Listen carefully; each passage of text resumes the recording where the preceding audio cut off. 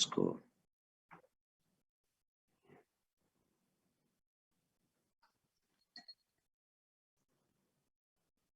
Mic camera बंद कर लें जी सारे। इतने ज्यादा जरूरत से ज्यादा रश जब हो, वो जो इंटरनेट की जुबान में जो भी कहते हैं उसका मसला बन जाता है।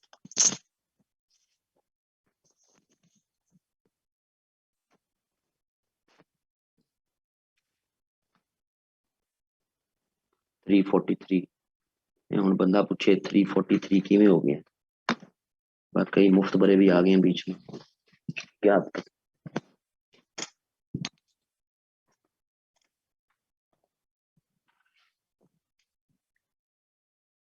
जरा हम कोऑर्डिनेटर को तो एफिशिएंट और इफेक्टिव करें थोड़ा सा।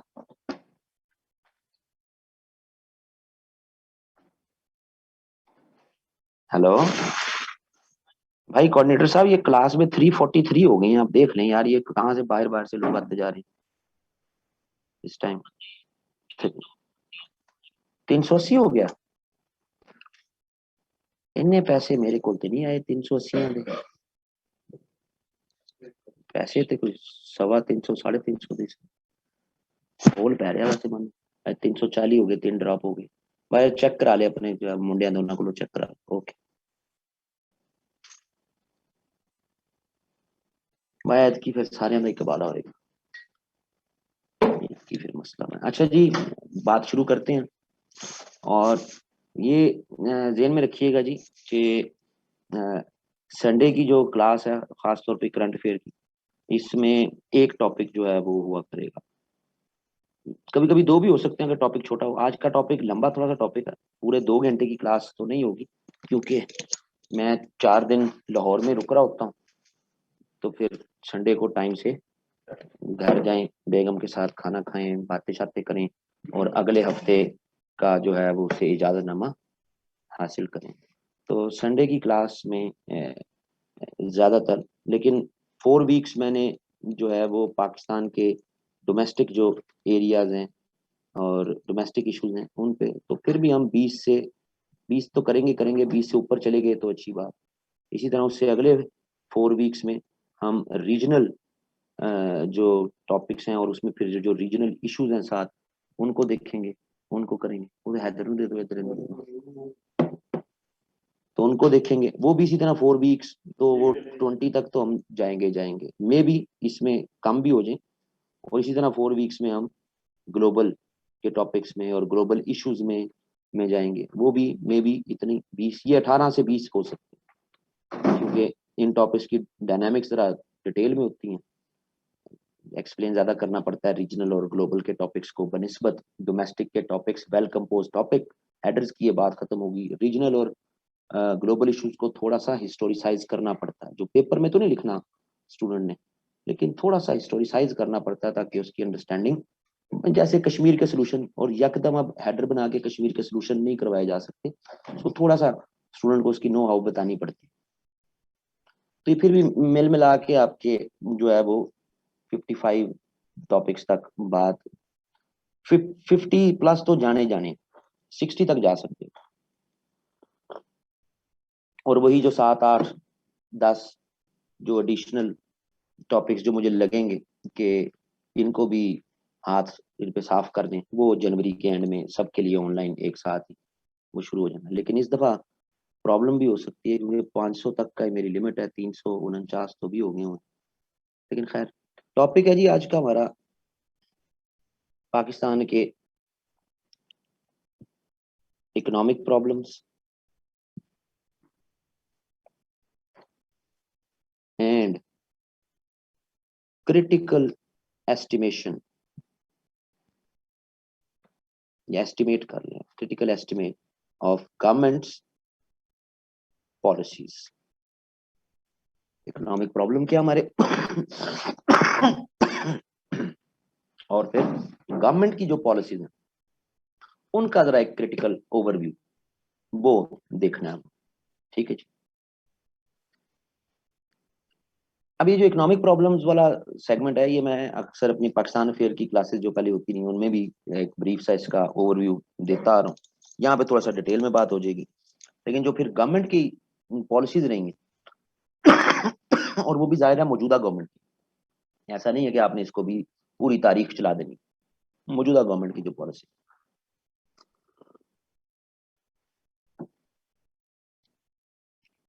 यार ये क्या, यार ये फोन पकड़ाओ यार, इसको, ये डिस्टरबेंस ही डिस्टरबेंस है, इसको पकड़ा दे फोन। याद नहीं रहे आज। आगा साहब ये फोन पकड़ लें यार प्लीज।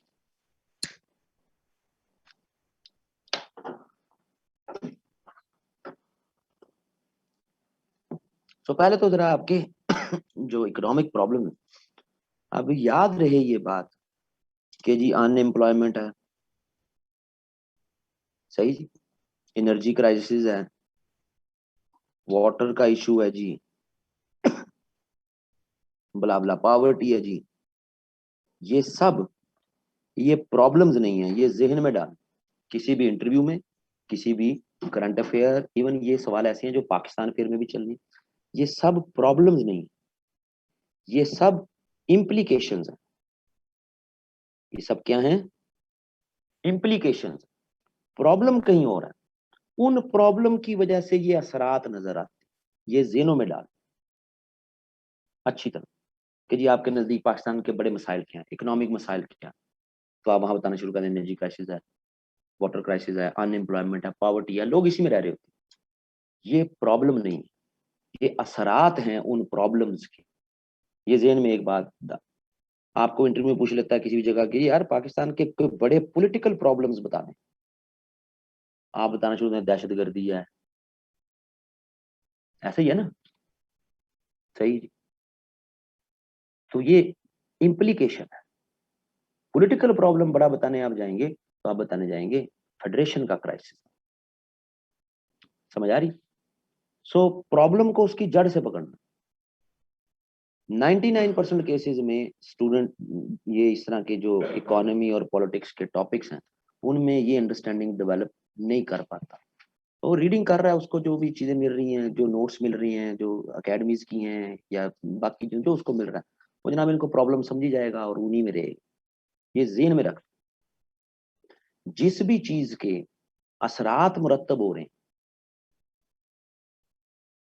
वो इम्प्लीकेशन में है, वो यानी किसी भी सूरत में सोसाइटी में वो आपको एक बादियो नजर में एक मसला नजर आ रहा है, तो वो मसला नहीं, वो आपको नजर आ रहा है, उसके पीछे उसके मसाइल मौजूद हैं। आसान जुबान में आज के अखबार में, खुदा ना खास्ता, अल्लाह ना करे, अल्लाह ना करे, अगर आपने पढ़ लिया हो तो आज के अखबार में पूरा डॉन में या एक्सप्रेस ट्रिब्यून दोनों में से किसी एक में एलएनजी पे पूरा आर्टिकल आया हुआ कि जनाब वजह क्या, हमारे यहाँ महंगी क्यों हो रही है एलएनजी, क्या ये दुनिया में महंगी हो रही? तो हाँ, दुनिया में तो महंगी हो रही है, लेकिन एलएनजी जनाब इसके दो तरीके हैं, एक इसके लॉन्ग टर्म कॉन्ट्रैक्ट्स हैं और एक इसकी स्पॉटिंग होती है। जिस तरह स्पॉट फिक्सिंग है ना, तो बिड लगती है कि अगले महीने की एलएनजी हमें कौन सस्ती देगा। तो ये जो लॉन्ग टर्म होती हैं ये आपकी फिक्स यूजेज टेंटेटिव होती हैं, असल सारा इश्यू स्पॉटिंग में आता है, सही। अब इस स्पॉटिंग में एग्जांपल के लिए बता रहा हूं ताकि ये बात समझ आ रही।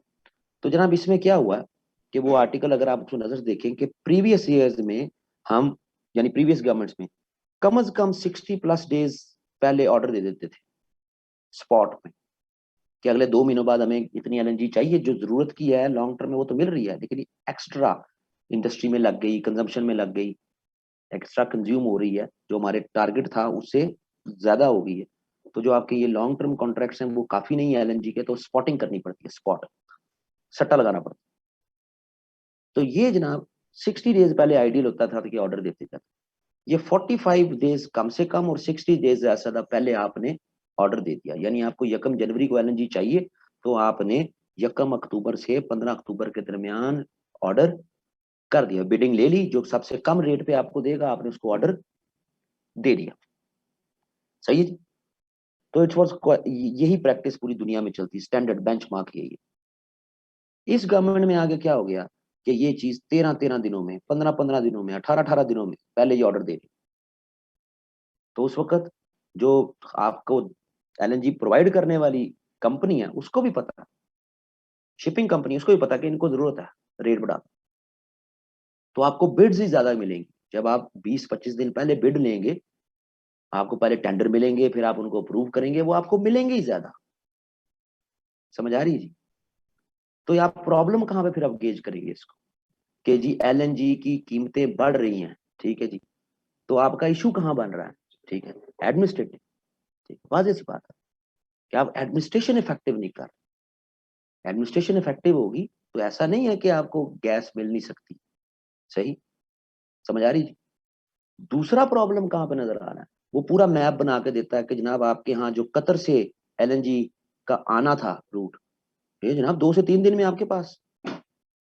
आपने कतर के महंगे एलएनजी एग्रीमेंट्स को इसलिए रिजेक्ट कर दिया कि जी दुनिया में कई जगहों पे सस्ते एग्रीमेंट है।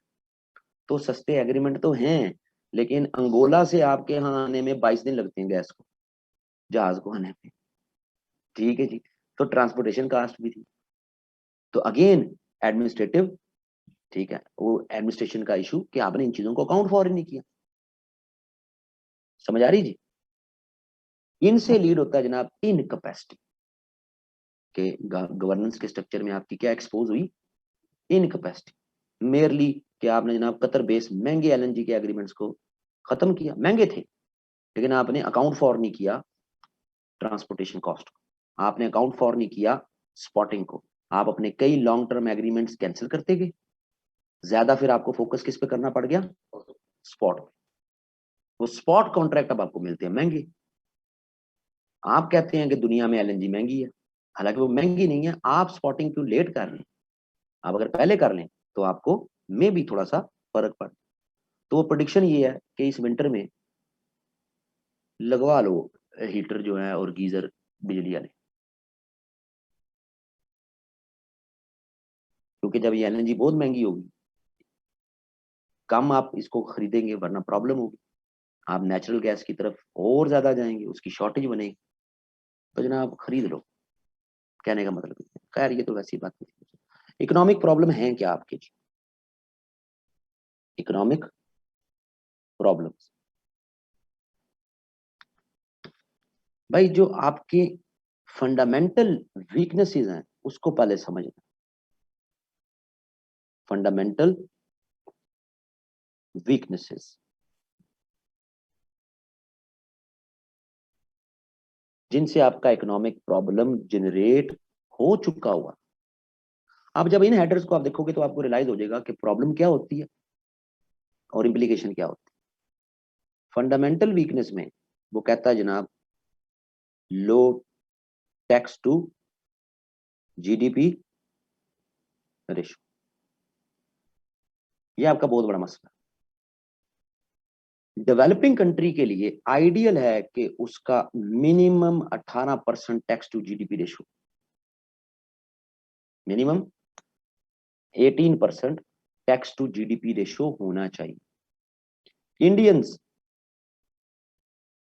इससे बेहतर, चाइनीज इससे बेहतर, बांग्लादेशी, हम रीजन के कंट्रीज को देख रहे हैं, हम कोई वेस्ट की कंट्रीज से नहीं कंपैरिजन कर, बांग्लादेशी इससे बेहतर, ये तमाम इस थ्रेश होल्ड पर पूरा उतरते हैं, इससे बेहतर है। इंडियन इसके करीब करीब ही आ रहे होते हैं, लेकिन ठीक है ये सारे करीब करीब। एक डेवलपिंग कंट्री का लो यानी टैक्स टू जीडीपी रेशियो है, वो इस थ्रेश होल्ड पे होना चाहिए, चलो इससे नीचे 1-2% नीचे भी आ गया खैर। हमारा प्रॉब्लम क्या है, हमारा है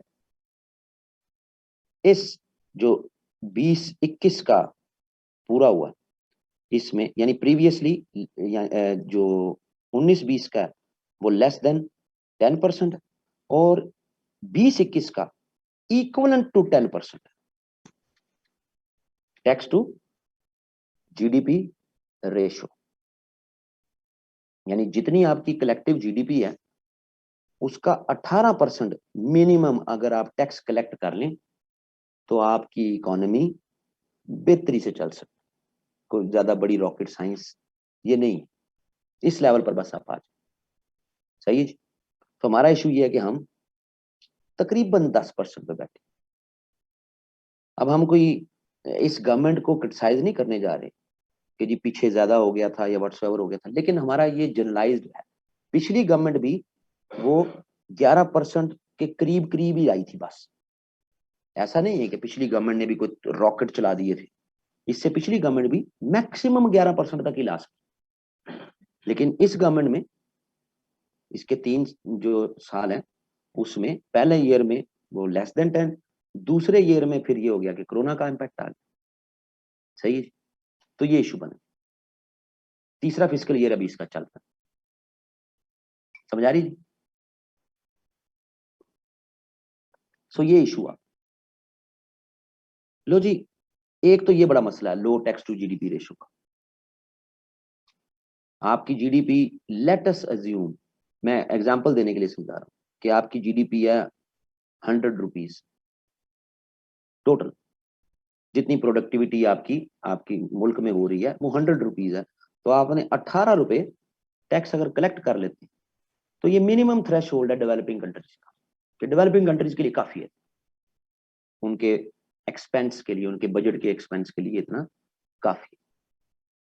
हमारी जो टेंटेटिव जीडीपी है इस वक्त, it is nearly estimate nearly about 300 billion US dollars. सही है, यानी अगर हम 54 बिलियन यूएस डॉलर्स तक का टैक्स कलेक्ट कर लें तो हमारी इकोनॉमी के लिए बहुत साई ऑफ रिलीफ है, बहुत बेहतर है। सही है जी। हम कलेक्ट कर रहे हैं तकरीबन इस वक्त जो आखिरी फिजिकल ईयर खत्म हुआ है नियरली 30 बिलियन डॉलर। डॉलर ऊपर नीचे चला जाता है, नियरली 30 बिलियन डॉलर। और अगर हम इसको वो कर लें, क्या कहते हैं, वन राउंड फिगर कर लें, 160 कर लें, 162 कर लें, इससे अगर हम इसको मल्टीप्लाई कर लें तो ये अमाउंट बनती है 1400 बिलियन पीकेआर। यही आपने टैक्स कलेक्ट किया 2020-2021 में। समझ आ रही थी? और अगर आप कलेक्ट कर लेते 18% के करीब, तो जरा कैलकुलेटर निकालना, मल्टीप्लाई करना जरा, इसको समझाने के लिए आपको बड़ा जरूरी है ये।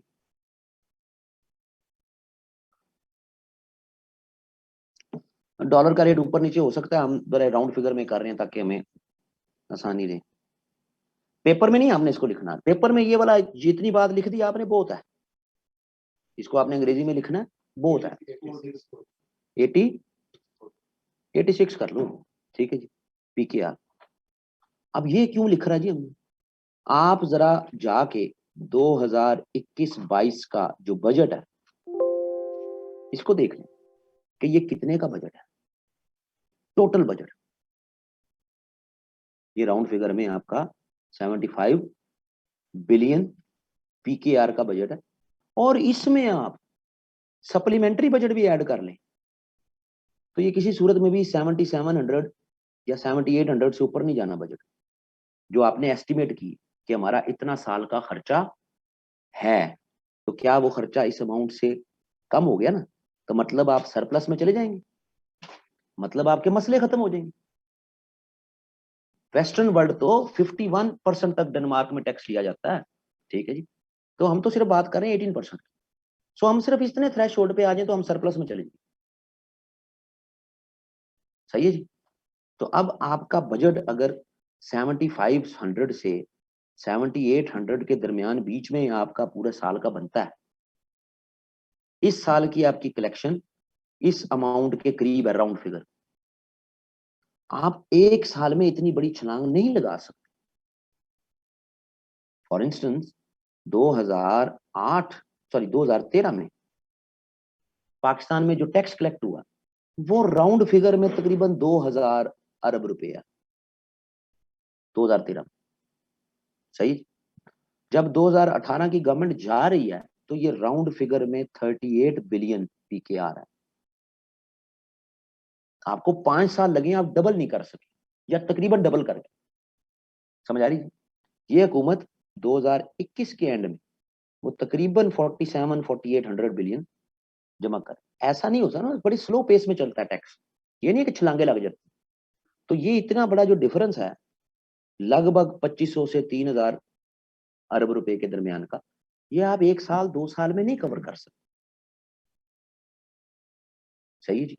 तो आपने अपने टैक्स टू जीडीपी रेशियो को स्लोली एंड ग्रेजुअली फिर बढ़ाना होता है, लेकिन बड़े तो सही, वो डेफिसिट नजर आ रहा है। तो लो टैक्स टू जीडीपी रेशियो जब होगा तो इसका कॉन्सिक्वेंस होगा, और इसके कॉन्सिक्वेंस को फिर कहते हैं फिस्कल डेफिसिट। ठीक है जी। फिस्कल डेफिसिट क्या होता है कि आपका जो रेवेन्यू है स्टेट का वो कम और उसका एक्सपेंडिचर ज्यादा। देखिए ना, रेवेन्यू कम, एक्सपेंडिचर ज्यादा। तो आपका low tax to GDP ratio directly आपके यहाँ क्या बनाता है, फिस्कल डेफिसिट। इस फिस्कल डेफिसिट को एड्रेस करने के लिए फिर आपको लेने पड़ते हैं लोन। ये इंटरनल भी हो सकते हैं और ये एक्सटर्नल भी हो सकते हैं। ये मैं एक ही टॉपिक यानी मैं समझा रहा हूं मैं आपको। हेडर में तो आप एक ideal tax to GDP ratio in developing countries वो मिनिमम 18% का थ्रेशोल्ड है। चाइनीज, बांग्लादेशी, श्रीलंकन वो इस 18 से बेहतर है। इंडियंस इसके करीब करीब है, तो कोविड की वजह से वो भी इफेक्ट हुए, लेकिन करीब करीब क्रॉस नहीं किया उन्होंने, लेकिन बाकी साहब ने तो क्रॉस कर लिया। तो ये आइडियल होता है डेवलपिंग वर्ल्ड। और हम अगर 18% ले लें तो हमारा तो सरप्लस में चला जाएगा, क्योंकि हम लो टैक्स टू जीडीपी पे हैं, ओनली 10% पे। तो रिजल्टेंटली हम एनुअल 2000 से 2500 बिलियन रुपीस का फिजिकल डेफिसिट बर्दाश्त कर रहे हैं। और उस फिजिकल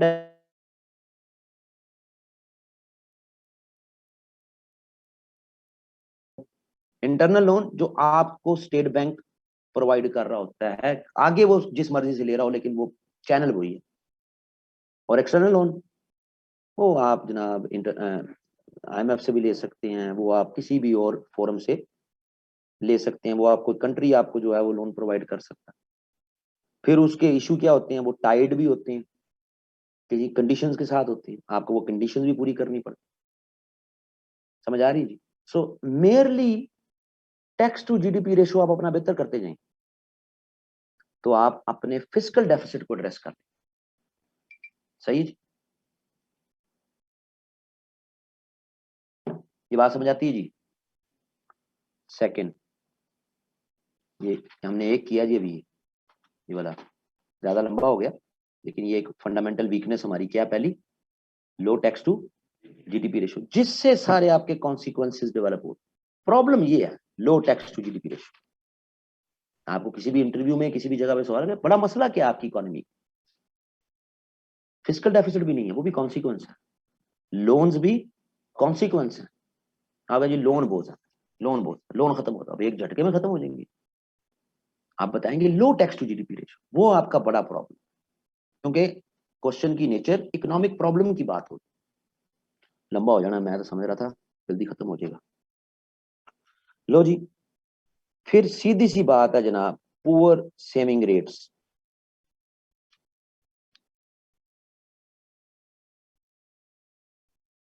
अब गवर्नमेंट के लेवल पे तो सेविंग्स है ही नहीं, वो तो डेफिसिट में है। सही, समझ आ रही जी बात की जनाब। सेविंग रेट्स आपके आइडियल एक सोसाइटी में वो आपका 10% तक लोगों के सेविंग होनी चाहिए। पब्लिक, आम आदमी सेविंग जो है वो होनी चाहिए, आम आदमी की बात कर।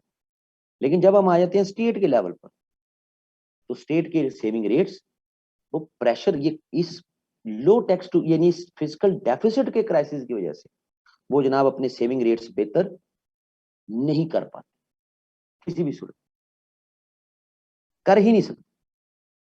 तो ये अपने अंदर एक प्रॉब्लम भी है सेविंग, और ये अपने अंदर एक कॉन्सिक्वेंस भी है of low tax to GDP का, यानी इंटरकनेक्टेड है प्रॉब्लम भी। और सोसाइटी के लेवल पे आए तो हमारे तो सोसाइटी में भी ये सेविंग की टेंडेंसी नहीं है। एक आइडियल डेवलपिंग वर्ल्ड में 10% तक सेविंग होनी चाहिए लोगों की।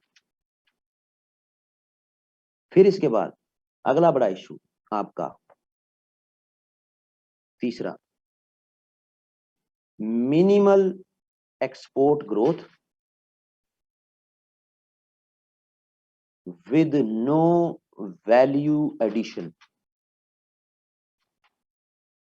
असल प्रॉब्लम ये है,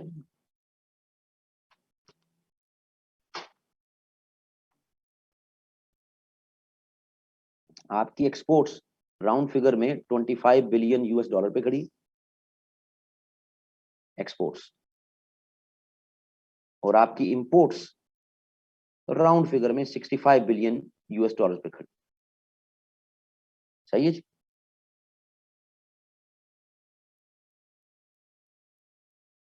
अब इशू कहां पे है कि आप अपनी इन एक्सपोर्ट्स को बढ़ाएं अगर, तो आपका ये फिर balance of payment, balance of trade का इशू, सॉरी, वो एड्रेस हो जाएगी। आप अपनी एक्सपोर्ट्स को क्यों नहीं बढ़ाते? पाकिस्तान लार्जली प्राइमरी प्रोडक्ट्स की मार्केट है, और प्राइमरी प्रोडक्ट्स में इंटरनेशनल मार्केट में कंपटीशन ज्यादा है। प्राइमरी प्रोडक्ट, लेदर आप भी बना रहे हैं तो लेदर ब्राजीलियन भी बना रहे हैं, लेदर इंडियन भी बना रहे हैं, कंपटीशन ज्यादा। फिनिश फॉर्म की प्रोडक्ट्स में इंटरनेशनल मार्केट का कंपटीशन उनकी उसका रेट्स पे compete नहीं करते, वो अपने फीचर्स पर, स्पेसिफिकेशंस पे compete करते हैं, रेट्स में compete नहीं करते। सैमसंग के मोबाइल की स्पेसिफिकेशन अच्छा ये बेहतर है आईफोन से, गाड़ियों के मॉडल उनकी स्पेसिफिकेशन इसकी बेहतर, वो रेट्स पे एक दूसरे के साथ compete नहीं करते। मैन्युफैक्चरिंग और इस तरह की जो आपकी इंडस्ट्रियल प्रोडक्ट्स हैं, उनकी नेचर ही मार्केट की ऐसी है कि वो रेट्स पे compete नहीं करते, वो स्पेसिफिकेशंस में, क्वालिटीज में compete करते। प्राइमरी प्रोडक्ट की मार्केट का इशू यही है कि यहां पर रेट्स में भी कंपटीशन हो रहा होता है। अब उसमें उसी की प्राइमरी प्रोडक्ट को ज्यादा वेटेज मिलेगा जो वैल्यू एडिशन कर रहा होगा। नेचर तो एक ही है, तो जो वैल्यू एडिशन कर रहा होगा। तो अनफॉर्चुनेटली हमारे यहाँ इस वैल्यू एडिशन का फुकदान है प्राइमरी प्रोडक्ट्स। इसकी केस स्टडी, बड़ी मजेदार केस स्टडी सिगार्स की है जी। Cuban cigar, Cuban cigar, Cuban cigar, पूरी दुनिया में क्यूबन सिगार, क्यूबन सिगार। लेकिन क्यूबन सिगार कम हुआ और उसकी जगह Peru, Venezuela, other Central American जो स्टेट्स हैं, उनके सिगार की मांग बढ़ी। जब रिसर्च हुई तो पता लगा कि भाई क्यूबन सिगार तो क्वालिटी वाइज सबसे ऊपर था। ये बाकियों ने किया क्या है? बाकियों ने पैकिंग, ठीक है जी, और अदर एस्पेक्ट्स में, ठीक है, इंटरनेशनल मार्केटिंग, वैल्यू एडिशन की, जिसकी वजह से वो अभी भी महंगा है क्यूबन सिगार, लेकिन ज्यादा मांग उसकी बाकियों ने न्यूट्रलाइज करनी शुरू कर। तो आप लो, अब प्राइमरी प्रोडक्ट है, कोई आला मैन्युफैक्चरिंग आइटम तो नहीं है सिगार। तंबाकू के पत्ते यहाँ रोल रोल कर करके सिगार बना दिया। तो जनाब ये बड़ा इंपॉर्टेंट है, हम अपनी प्रोडक्ट्स में वैल्यू एडिशन नहीं कर पा रहे। वैल्यू एडिशन गवर्नमेंट की सपोर्ट के बगैर नहीं हो सकता। यानी ये मेरली एक इनोवेशन नहीं है, उसमें गवर्नमेंट का भी कंट्रीब्यूशन फिर है। तो जनाब एक हमारा ये मसला है, इसकी वजह से हमारा फिर बैलेंस ऑफ ट्रेड नेगेटिव रहता है। इंपोर्ट्स ज्यादा, एक्सपोर्ट्स कम। ये हमने राउंड फिगर में लिखी हैं चीजें ताकि,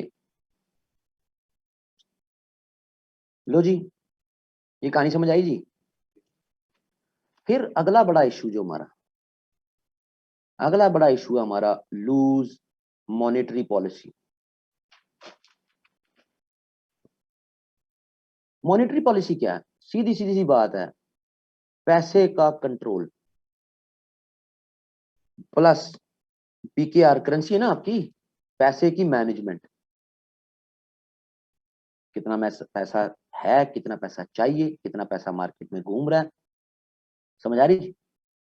तो हमारी मॉनेटरी पॉलिसी बड़ी लूज है, इतनी लूज है कि 2013 की गवर्नमेंट जब आई तो 480 बिलियन रुपीस का सर्कुलर डेट था।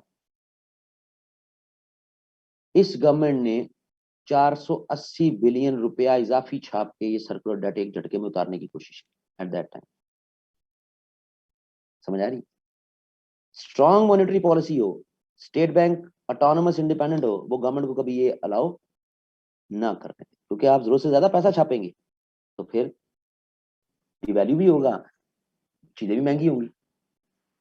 समझ आती है जी?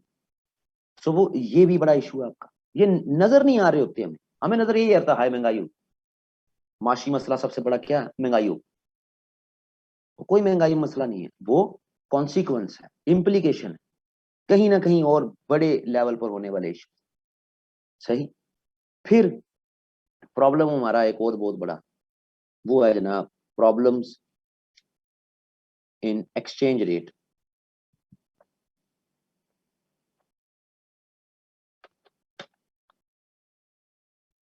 अब ये अपने अंदर कॉन्सिक्वेंस भी है और ये अपने अंदर प्रॉब्लम भी है। जब आपकी मॉनेटरी पॉलिसी लूज होगी, जब आप बैलेंस ऑफ पेमेंट के इशू में होंगे, सेविंग रेट बेहतर नहीं होंगे, तो डेफिनेटली उसका इम्पैक्ट फिर आपकी currency in terms of dollar devalue होगी। समझ आ रही है? तो एक्सचेंज रेट प्रॉब्लमेटिक होगी। अब आपने ज्यादातर जो इंटरनेशनल कमिटमेंट्स हैं वो तो आपकी फॉरेन करेंसी में ही होती है, ऐसे ही। और वीजा वे डॉलर आपकी करेंसी वो थोड़ी सी भी 1 रुपया 50 पैसे नीचे गई तो आपके एक्सटर्नल लोन, ठीक है, उसके हिसाब से बढ़ जाते हैं। ये कहानी समझ आ रही? सिंपल सी बात है, आगे पैसे की कदर कम होनी है तो आपके लोन तो इन टर्म्स ऑफ डॉलर वहीं पे मौजूद रहने हैं। तो आपके उसके मुकाबले में आपका पैसा ज्यादा रिफ्लेक्ट हो रहा है, हम इतने जो देंगे, ज्यादा लोन दे लेंगे। तो ये कॉन्सिक्वेंस भी है और अपने अंदर एक प्रॉब्लम भी है। ठीक, ये आपके बड़े मसले।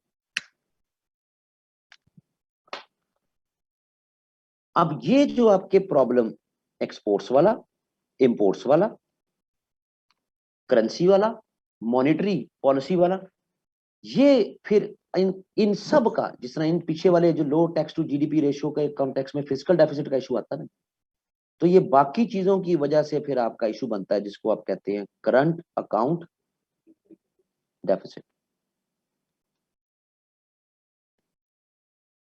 कितना पैसा मुल्क में आ रहा है और कितना पैसा मुल्क से जा रहा है, तो ये नेगेटिव में फिर रिफ्लेक्ट हो रहा होता। समझ आ रही जी?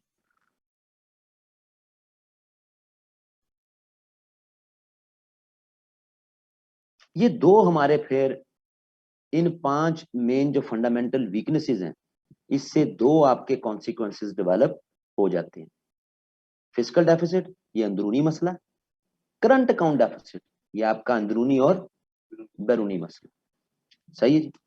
आगे बढ़ने से पहले जो एक स्टैंडर्ड है मार्केट का, स्टैंडर्ड सोल्यूशन ये है कि आप अपने फिजिकल डेफिसिट्स को तेजी के साथ एड्रेस करो। सही है जी? ये जरूरी है। करंट अकाउंट डेफिसिट्स जब आपकी मार्केट में सेविंग हो रही होती है, जब आपकी मार्केट उसका टैक्स टू जीडीपी रेशियो बेहतर हो रहा है, उसमें डेवलपमेंट, जब फिजिकल डेफिसिट नहीं होगा तो development component of the budget बढ़ जाएगा। तो ये जब चीजें नजर आ रही होती हैं इन्वेस्टर को, तो इन्वेस्टर पैसा लेके भी आ रहा होता है। तो आइडियल स्टैंडर्ड आपको मार्केट कहती है कि स्टेट सबसे पहले अपने फिजिकल डेफिसिट को एड्रेस करे, लॉन्ग टर्म में करे बेशक, लेकिन एड्रेस करे। लेकिन लार्जली हमारी जैसी इकोनॉमीज फिजिकल डेफिसिट, हमारी जैसी कई इकोनॉमीज फिजिकल डेफिसिट को एड्रेस करने से पहले करंट अकाउंट डेफिसिट को एड्रेस करना शुरू हो जाता है।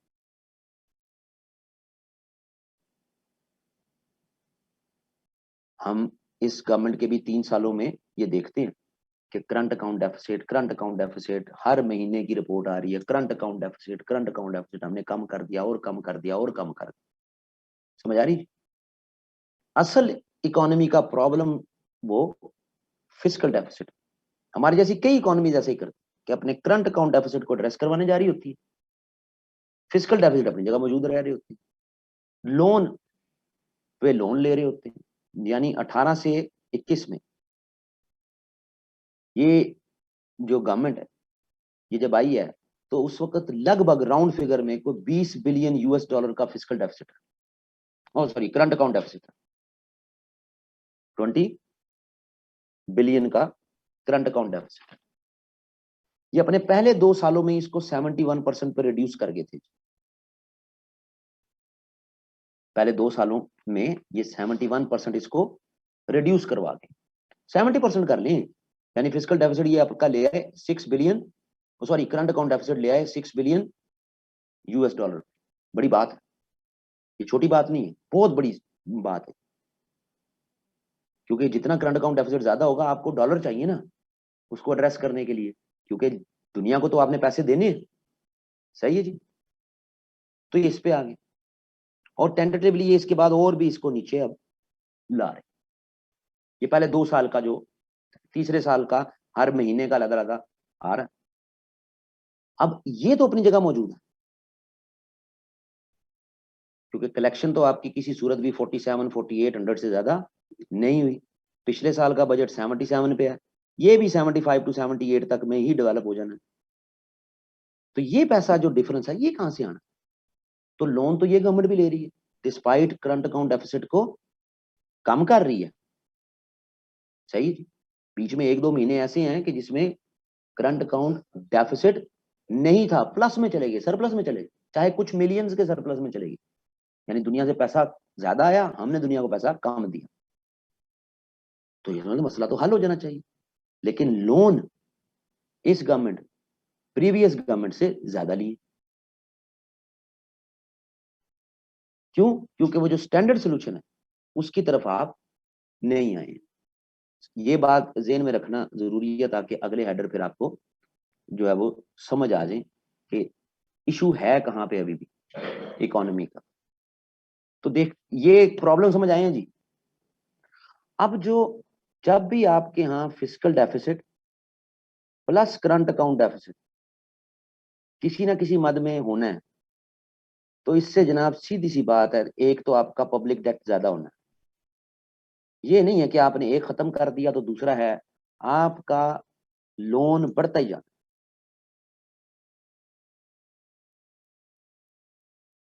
इस गवर्नमेंट्स की निस्बत लोन ज्यादा ले चुके। सही है जी। सो ये कॉन्सिक्वेंस तो होना ही होना है कि पब्लिक डेट आपका इंक्रीज करेगा ही करेगा, वो रुक नहीं सकता। और दूसरा बड़ा इशू जो है फिर इसके साथ जो जुड़ा हुआ वो है फिर डिप्लीटिंग ऑफ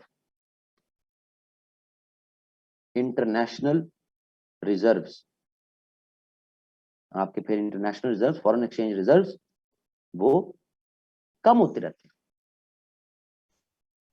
अगर करंट अकाउंट डेफिसिट और फिजिकल डेफिसिट मौजूद रहे। कहा के बाद डॉलर ही नहीं होने, हमें पे कैसे करना? फिर और लोन लेंगे और लोन लेंगे और लोन लेंगे। सही है। तो ये एक बड़ा इंपॉर्टेंट चीज जिसको समझने की जरूरत। अब इस गवर्नमेंट ने क्या किया? इस गवर्नमेंट ने ये किया कि करंट अकाउंट डेफिसिट को रिड्यूस करते गए, रिजल्टेंटली आपके पास जो आपका डॉलर है वो चाहे लोन की मद में आया, वो चाहे डोनर कंट्रीज की तरफ से असिस्टेंस की मद में आया। सही है जी, वो आप प्रिजर्व करते रहे, वो आप प्रिजर्व करते रहे। आप 24 बिलियन यूएस डॉलर के foreign exchange reserve as of August 2021 वो बना के बैठे हुए। 24 बिलियन यूएस डॉलर के रिजर्व, फॉरेन एक्सचेंज रिजर्व बना के बैठे हुए। ये तो बड़ी जबरदस्त बात है, ठीक। लेकिन फिजिकल डेफिसिट तो अपनी जगह पे मौजूद है। आप जो तेजी के साथ लोन ले रहे हैं वो आपने पे बैक भी करने ही करने। तो ऐसी सूरत हाल में कोई भी कंट्री वो जितना भी अपना फॉरेन एक्सचेंज रिजर्व बना भी ले वो कंसिस्टेंट नहीं होता, तो कहीं ना कहीं तो आपने उसको पे बैक में एडजस्ट करना ही करना। समझ आ रही है? वो होना ही होना। अब इस गवर्नमेंट की इस पॉलिसी से, इससे प्रीवियस जो गवर्नमेंट्स हैं उनकी पॉलिसीज तो इससे भी खतरनाक है, क्योंकि प्रीवियस गवर्नमेंट्स ने फिजिकल डेफिसिट को तो एड्रेस किया नहीं किया, उन्होंने करंट अकाउंट डेफिसिट को तो हाथ ही नहीं लगाया कि बढ़ रहा है तो बढ़ता जाए, कोई मसला नहीं। ये भी इशू है। तो प्रीवियस गवर्नमेंट्स ज्यादा कल्परेट है। ये गवर्नमेंट इस तरह कल्परेट है कि ये स्लोगन तो हाई थे, लेकिन जो इकोनॉमिक सोल्यूशन है वो शॉर्ट टर्म मैयर वाला सोल्यूशन पकड़ लिया। ये शॉर्ट टर्म मैयर है, करंट अकाउंट डेफिसिट को एड्रेस करना short term Maihar, physical deficit को एड्रेस करना लॉन्ग टर्म। ठीक है जी। तो पिछले जितने जिम्मेदार हैं उतने ये भी जिम्मेदार हैं। लेकिन हुआ क्या है, जब हम कंपैरिजन करते हैं, क्योंकि हम ज्यादा टॉपिक अपना देख रहे हैं economic problem and measures taken by government. तो इकोनॉमिक प्रॉब्लम तो ठीक है, 4-5 हमने बता दिए जो फंडामेंटल वीकनेसेस हैं और उसके कॉन्सिक्वेंसेज हैं, वो तो हमने बता दिए। अगर सिर्फ इकोनॉमिक प्रॉब्लम पे सवाल आ गया तो ये 4-5 हेडर और इनकी एक्सप्लेनेशन, डाटा एज ऑफ जनवरी या फरवरी 2022 उस वक्त में जाएगा, ये जेन में रखिए। लेकिन इकोनॉमिक प्रॉब्लम तो ठीक है, हम टू द पॉइंट उसको हिट किए, हमने कोई फजूल बातें नहीं लिखनी, पॉवर्टी है तो इन्फ्लेशन है, ये तो असरात है। अब गवर्नमेंट के मैयर की तरफ हम जा रहे हैं और उसमें हमने बेस लाइन फिर कि जो प्रीवियस गवर्नमेंट है उसका इशू क्या है। नो डाउट प्रीवियस गवर्नमेंट ने आपका 100% इंक्रीज किया टैक्स, फ्रॉम 1900 या 2000 से वो लेके आए 3800 तक बिलियन, ये बिलियन में है सारी, बिलियन PKR लेके आए हैं, सही।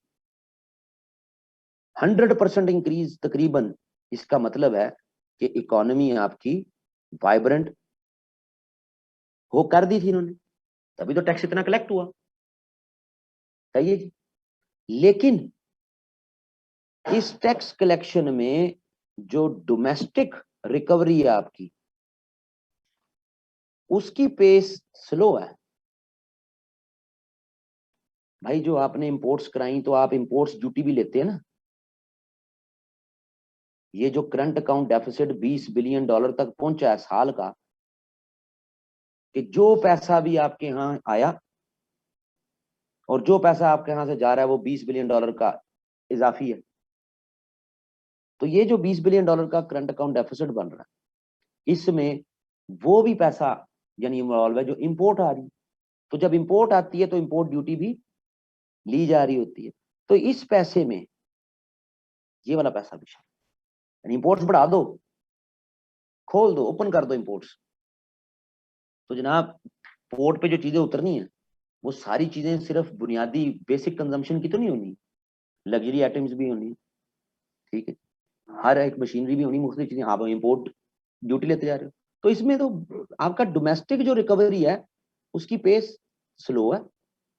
यानी ये नहीं है कि बड़ी छलांगे मारनी PMLN की गवर्नमेंट ने, हम PMLN नहीं लिखेंगे, हम प्रीवियस गवर्नमेंट लिखेंगे, ये जेन में रखिए। सो जनाब इनकम्बेंट गवर्नमेंट लिखेंगे, मौजूदा गवर्नमेंट, पार्टियों के नाम देने की जरूरत कोई नहीं पेपर। ऐसा नहीं है कि बुरी बात है, मुमानता है, लेकिन जरा एकेडमिक रहता है प्रीवियस गवर्नमेंट, इनकम्बेंट गवर्नमेंट, तो वो जरा बेहतर रहता है, अच्छा रहता है, एकेडमिक से नेचर लगती है जो आपकी। सो प्रीवियस गवर्नमेंट वो जो ये टारगेट, ये इसको एयोलॉजी करते हैं कि हमने टैक्स 100% पाकिस्तान की 5 सालों में बढ़ा दिया, टैक्स रिकवरी हमने 100% ज्यादा टैक्स कलेक्शन कर दिया ना, ज्यादा 1900 2000 से 3800 100% तकरीबन। तो यहाँ इकोनॉमी तो इसका मतलब बड़ी वाइब्रेंट थी, इंपोर्ट्स ज्यादा हो गए, इंपोर्ट्स ड्यूटीज भी आ रही, वो भी इसका हिस्सा, सही है जी। तो ये काम हुआ बेसिकली पिछली गवर्नमेंट का जो बहुत बड़ा एक गलत स्ट्रैटेजी थी। लेकिन ये भी इकोनॉमी का एक असूल है कि आपने अगर अपनी अपनी मार्केट को, उसकी प्रोडक्टिविटी, मार्केट की प्रोडक्टिविटी अगर इन्हांस करनी है तो बस आने दो, मशीनरी आने दो, चीजें आने दो, सेल्स में भी काम हो, ठीक है जी, मैन्युफैक्चरिंग में भी काम हो, मार्केट आपकी बस बढ़ती जाए, जो चीज मार्केट में आ गई है, अब उसने घूमना है मार्केट में, तो आपकी जीडीपी बढ़नी बढ़नी। सही है जी। जीडीपी बढ़ रही है तो एक एनवायरनमेंट क्रिएट होता है जनाब कि ये कंट्री ग्रो कर रहा, बट ये रियल ग्रोथ नहीं होती है। ये बात समझ आ रही? सो पिछली गवर्नमेंट का, प्रीवियस गवर्नमेंट का ये इशू कि उन्होंने इस स्ट्रेटजी के साथ कि मार्केट बस ग्रो करे, मार्केट ग्रो करती जाए, उसके बाद देख लेंगे इसको, लोन पकड़ते जाएंगे, इसको देखते जाएंगे, मार्केट पहले, प्रोडक्टिविटी बढ़ाओ। सही। ये गवर्नमेंट जो करंट गवर्नमेंट है, ये टोटली इसके ऑपोजिट चली गई।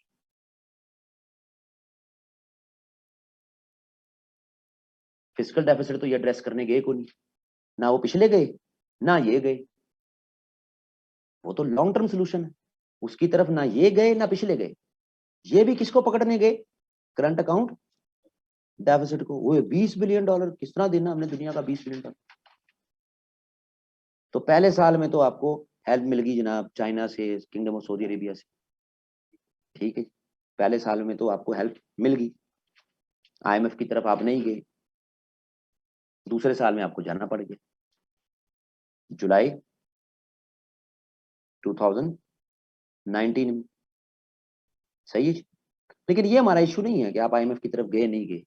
आईएमएफ की तरफ जाना कोई बुरी बात नहीं है, अच्छी भी नहीं है तो बुरी भी नहीं है, ये कोई इतना बड़ा इशू नहीं। इशू कहाँ पे है? इशू तो हमने देखना है आपकी स्टेप्स टेकन बाय गवर्नमेंट में कि क्या किया क्या है इन्होंने। ये तो एक चॉइस है आईएमएफ के पास जाना, ये कोई आपका स्टेप नहीं है, ये तो एक पीछे आपके एग्रीमेंट्स मौजूद हैं। ये कोई नया काम तो नहीं किया। इन्होंने नया काम क्या किया? तो ये चीज तो जेल में रखेंगे, इन्होंने भी फिजिकल डेफिसिट को एड्रेस करने के लिए कोई लॉन्ग टर्म मैयर डेवलप नहीं किया। इस गवर्नमेंट पे जो क्रिटिसिज्म आता है कि भाई टैक्स कलेक्शन तो जरा देखो, 3800 पे 2018 था, आप मैक्सिमम आ गए हैं 47 से 4800 पे 2021 आ गया। 3 सालों में आप इतनी अमाउंट ही आप बढ़ा सके, तो ये तो पॉसिबल ही नहीं है कि आप इसको डबल कर दें। तो क्या ये इतने इनएफिशिएंट कि इनसे टैक्स ही नहीं कलेक्ट हुए? इशू कहां पे हुआ है?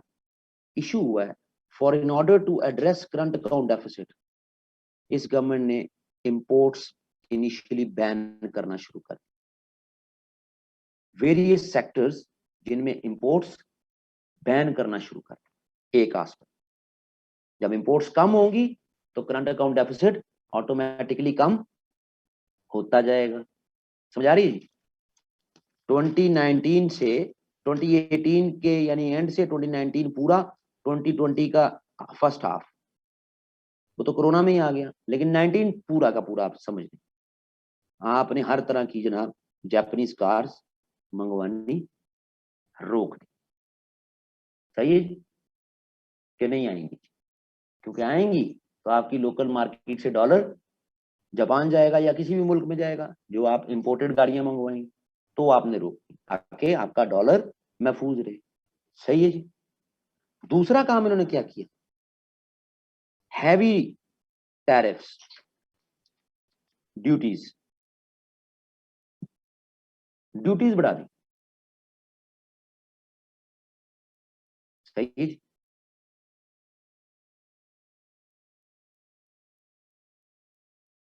इन चीजों में इंटरेस्ट है। 2019 में बाहर से आने वाले मोबाइल फोन कीमतें बढ़ गई, लैपटॉप्स 2019 कीमतें बढ़ गई,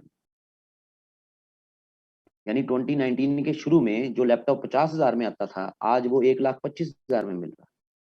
same laptop, same variation, upgraded model. हाँ, अपग्रेडेड भी है तो चलो 20-25,000 का फर्क हो जाता। ठीक है जी। आपने टैरिफ ड्यूटीज बढ़ा दी, इस ऊपर वाले चक्कर में तो इंपोर्टर फंस गया, इंपोर्टर कुछ मंगवा ही नहीं सकता ऊपर। इस चक्कर में इंपोर्टर्स हॉल्ट कर गए, नहीं मंगवाया, उन्होंने रोक के। उन्होंने कहा जी अब इतने टैक्स दे आगे, मार्केट में लोगों ने खरीदनी नहीं चीज, उतना ही टैक्स हो गया जिससे लोग आगे खरीदे भी तो सही। तो इंपोर्टर्स ने इंपोर्ट करना छोड़ दी, रुक गए। कुछ ग्रुप्स निगोशिएट करना शुरू हो गए, कुछ ने for the time being imports रोक दी तो आपका करंट अकाउंट डेफिसिट और नीचे होना शुरू हो गया। सही है। अब आप तो समझ रहे होंगे कि ये बड़ी अच्छी स्ट्रैटेजी कि जिस तरह अच्छा हमने अपना डॉलर बचाया, बट इसका कॉन्सिक्वेंस क्या हुआ? इसका कॉन्सिक्वेंस हुआ कि जो प्रीवियस गवर्नमेंट मार्केट में प्रोडक्टिविटी का जाल फैला रही थी, मार्केट श्रिंक होगी। इसको प्रॉपर इकोनॉमी में कहते हैं इकोनॉमिक स्लो डाउन, क्योंकि आप एक्सपोर्ट ओरिएंटेड इकोनॉमी तो थे नहीं, आप तो इंपोर्ट्स पे ज्यादा रिलाय करते थे। तो हाई टैरिफ करके या बैनिंग करके मार्केट में क्या हो गया? Economic slow down. सही है जी, समझ आ रही है? इंपोर्ट्स कम हुई, इंपोर्ट्स की ड्यूटीज वगैरह कम कलेक्ट हुई, तो आपका ये जो टैक्स भी है इसमें लाइंस शेयर पिछली गवर्नमेंट ने ये जो बनाया ज्यादा, उसमें डोमेस्टिक रिकवरी तो कम थी, सारी ज्यादा क्या थी? Import duties. तो जनाब फिर आपका वो जो रेट है ये टैक्स का जिस तेजी से बढ़ना चाहिए था, ठीक है बीच में कोरोना भी आ गया लेकिन ये नहीं बढ़ा, तो वो प्रीवियस गवर्नमेंट या उससे प्रीवियस गवर्नमेंट एक्यूज करती है देखो जिनसे तो टैक्स नहीं कलेक्ट हुआ। सही। वो इस तरफ नहीं आते कि देखो इन्होंने इंपोर्ट्स बैन की या कम की, क्योंकि अगर इस तरफ आएंगे तो फिर इनकम्बेंट गवर्नमेंट इस तरफ आएगी कि देखो जी इन्होंने तो बेड़ा गर्क कर दिया। तो पॉलिटिकल पार्टी स्मार्टली प्ले करती। सो पिछली गवर्नमेंट की भी स्ट्रैटेजी गलत थी। उनकी स्ट्रैटेजी गलत थी कि मार्केट की प्रोडक्टिविटी बढ़ाने के लिए उन्होंने इंपोर्ट्स को बिल्कुल ओवरलुक कर दिया कि मैनेज करके रखना, जरूरत से ज्यादा इंपोर्ट्स करवानी शुरू कर। और इस गवर्नमेंट की स्ट्रैटेजी ये भी शॉर्ट टर्म नहीं कि इन्होंने इंपोर्ट्स को बहुत ज्यादा चेक में रखना शुरू कर दिया, जिससे मार्केट में क्या हो गया? Economic slow down. तो आपकी रिकवरी का रेट, टैक्स रिकवरी का रेट, एक्सपेक्टेड रेट आप टारगेट अचीव नहीं कर पाए। समझ आ रही जी? ये इश्यूज हुए आपके बड़े।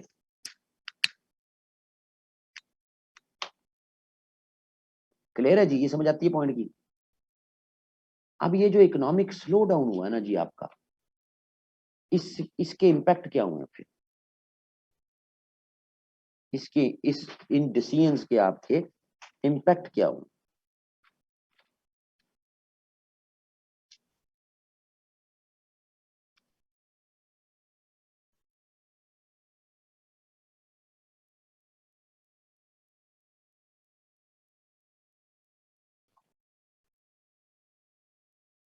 अब इसको समझना है, क्योंकि बल्क में स्टूडेंट्स जो हैं वो इकोनॉमी के बैकग्राउंड से नहीं होते, तो फिर मेयरली हम ये भी लिख सकते हैं कि इससे जी राइज इन इन्फ्लेशन हो। लेकिन ये फिर समझाना जरूरी। आपकी मार्केट में इतना वॉल्यूम जरूरत है एक चीज का, इस वॉल्यूम ऑफ चीज या जो भी ये प्रोडक्ट है, इसके इतना इस डब्बे में जितनी जगह, इतनी डब्बे में जितनी चीज है, ये आपकी मार्केट की जरूरत है। ये जो भी चीज है, ये चीज आप अपनी लोकल मार्केट में भी बना रहे, प्लस आप ये इंपोर्ट भी कर रहे हैं, तब आपकी जरूरत पूरी होगी। सपोज, ठीक है जी, अब आपने इंपोर्ट्स बैन की या इंपोर्ट्स पे टैक्स इतना लगाया कि इंपोर्ट्स हो गई कम, इंपोर्टर रुक गए, घरों में बैठ गए। समझ आ रही है जी? तो जिन जो इंपोर्टर जो इतना बड़ा सरमाया लगा रहा होता है करोड़ों का अरबों का, वो 1 2 4 महीने घर बैठ जाए तो गवर्नमेंट पे बहुत शदीद प्रेशर आ जाता है। इंपोर्टर या बैन हो गया या कम कर रहा है इंपोर्ट, क्यों? क्योंकि टैक्स बहुत ज्यादा देना पड़ रहा है, आगे मार्केट में उसको वो रेट ऑफ रिकवरी नहीं मिलनी, लोगों ने उतने पैसे नहीं देने, तो पीछे रह गया कौन? आपका लोकल। थोड़ी बहुत इंपोर्ट जो पहले मौजूद है वो है, लोकल जो चीज प्रोड्यूस हो रही है वो है, उसको पता है कि डिमांड मार्केट में बढ़ गई है, प्राइस हाइक हो। समझ आ रही है? अब इसमें गवर्नमेंट का क्या कसूर है? भाई गवर्नमेंट के पास प्राइस कंट्रोल मैकेनिज्म नहीं है, प्राइस कंट्रोल मैनेजमेंट गवर्नमेंट का काम है। लेकिन अनफॉर्चुनेटली हमारे जैसे कंट्रीज में प्राइस कंट्रोल को लार्जली बेसिक कमोडिटीज से आगे नहीं देखा जाता। गाड़ी 20 लाख की थी, 2 महीनों में पता लगा गाड़ियां 28 लाख की, 30 लाख की हो गई। गवर्नमेंट का इस पर कोई मैकेनिज्म, हाँ गवर्नमेंट का मैकेनिज्म है, टमाटर इतना रेट है तो इसमें बेसिक कमोडिटी, बेसिक आइटम्स। समझ आ रही? तो चीजें जो महंगी होना शुरू हुई, वो उनका इंपैक्ट स्लोली एंड ग्रेजुअली आपकी फिर इस बेसिक कमोडिटीज पे आना शुरू हो। ऐसा नहीं था कि टमाटर कम हो गए, ऐसा नहीं था कि आलू कम हो गए, ऐसा नहीं था कि प्याज कम हो गई, लेकिन वो जो एक एक मैक्रो लेवल पर मार्केट की टेंडेंसी थी, वो नीचे माइक्रो लेवल पर आहिस्ता आहिस्ता महंगाई होगी जी, महंगाई होगी, महंगाई होगी, एक नैरेटिव डेवलप हो गया। तो वो एक्चुअल बेसिक कमोडिटीज ना उनकी अबंडेंस कम हुई कि ना शॉर्टेज हुई। अजीबोगरीब काम है ना, एक चीज होती है कि शॉर्टेज हो जाए तो तब प्राइस ज्यादा हो जाए। तो 18 से 21 में शॉर्टेज ऑफ फूड नहीं हुई है, फूड बेसिक कमोडिटीज के आइटम में शॉर्टेज नहीं हुई। जो बार बार कहते हैं ना, चीनी इतनी हमारे पास थी, चीनी इतनी हमारे पास थी, फिर चीनी की कीमत कैसे ज्यादा हो? क्योंकि वो उस मैक्रो लेवल पर जो टेंडेंसी डेवलप हुई, उसका इंपैक्ट हर जगह पर चलना शुरू हो गया। बात समझ आ रही? सो ये स्ट्रेटजी करंट अकाउंट डेफिसिट को रिड्यूस करने की, वो आपकी इन्फ्लेशन बना के, जिसको आप जितनी देर में कैप्चर करते हैं उतनी देर में गवर्नमेंट की का जो ट्रस्ट था वो शेक हो पीपल। ये समझ आती जी बात? और गवर्नमेंट अभी भी अपनी इस स्ट्रेटजी से पीछे हटने को तैयार नहीं है। वो करंट अकाउंट डेफिसिट को न्यूट्रलाइज रखना चाहती, सही है जी, जिससे मार्केट स्लो डाउन रहती है। अब जब मार्केट स्लो डाउन होती है तो फिर जनाब अनएम्प्लॉयमेंट का भी इशू आ जाता है। एक इंपोर्ट ओरिएंटेड इकोनॉमी में इंपोर्टर ने ज्यादा मुलाजम रखे हुए, इंपोर्ट्स आ रही हैं, मजदूर लगे हुए हैं, डिस्ट्रीब्यूटर, वेयर हाउसेज। समझ आ रही? ज्यादा बड़ी एग्जांपल नहीं है, गाड़ियों का शोरूम है, इंपोर्टर है, वो इंपोर्ट ही करता है, इंपोर्ट रुक गई या टैक्स बढ़ गए, उसके बाद 10 लोग काम कर रहे हैं, 5 को छुट्टी करा देगा, वो तो आम आदमी। सो इस स्ट्रेटजी से अनएम्प्लॉयमेंट भी डेवलप होना शुरू हुई। समझ आ रही जी? यानी गवर्नमेंट की करंट अकाउंट डेफिसिट की स्ट्रेटजी से 0.2 मिलियन, 2 लाख लोग डायरेक्टली, जो बड़ी इंडस्ट्रीज और जो इंपोर्ट ओरिएंटेड मार्क जो आपके बिजनेस हैं उनके साथ जुड़ा रोजगार है, उसमें 2 लाख टेंटेटिव जो है वो कमी हुई रोजगार की। सही है जी?